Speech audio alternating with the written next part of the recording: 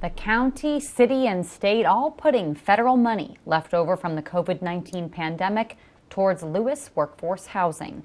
Good evening. I'm Madeline Overturf. And I'm Charlie Sakaitis. Welcome to our News at 6. We begin tonight with over $1 million to make Lewes more affordable. You may remember the Dutchman's Harvest workforce housing project on Savannah Road. There's been hiccups in the effort to provide both income-related and job-related homes.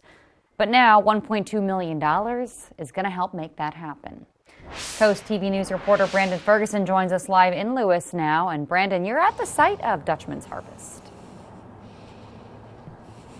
Maddie, the developer of Dutchman's Harvest, tells me the plan for this money from the American Rescue Plan Act is to have these houses behind me cheaper when they're complete. Before 2024 ends, the city of Lewes needed to spend $200,000 left over from the American Rescue Plan Act. And here's where it's going. Dutchman's Harvest Workforce Housing. The developer says this money will go to 14 units for households making 65% or less than the average area income. Marty Zambra says it's needed. It'll help everyone with our economy down here, with the restaurants and all the amusements and things like that. We definitely need it. The county and state will also add $500,000 each to make it a total of $1.2 million worth of ARPA funds, all to the Dutchman Harvest project to make these housing options cheaper.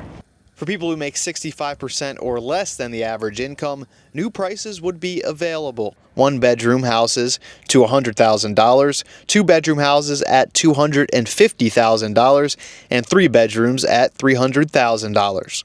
Cindy West says workforce housing is essential here in Lewes. I really feel that the workforce here, especially the hospitality industry, those workers need some help because even though cost of living is low, rent is not. These 14 units were in question after the Milford Housing Development Corporation backed out, but with this money, they say they're back in. And for 14 future families, discounted housing is one step closer. However, the city of Lewes said there is a provision. If this project does fall through, funds will be reallocated. In Lewes, Brandon Ferguson, Coast TV News. And that wasn't the only money distributed by Lewes today from the American Rescue Plan Act. $50,000 will go towards a new water tower, $25,000 to Code Purple, who helps the homeless. We've covered Dutchman's Harvest extensively, so to see the exact prices of more units and even more, head to coasttv.com. And we head right into our Coast TV poll now. We want to know which city project deserves more funding. Let's take a look at the updated results from last news hour. Dutchman's Harvest with 25%, the Lewes Water Tower with 0 because they are getting a new water tower.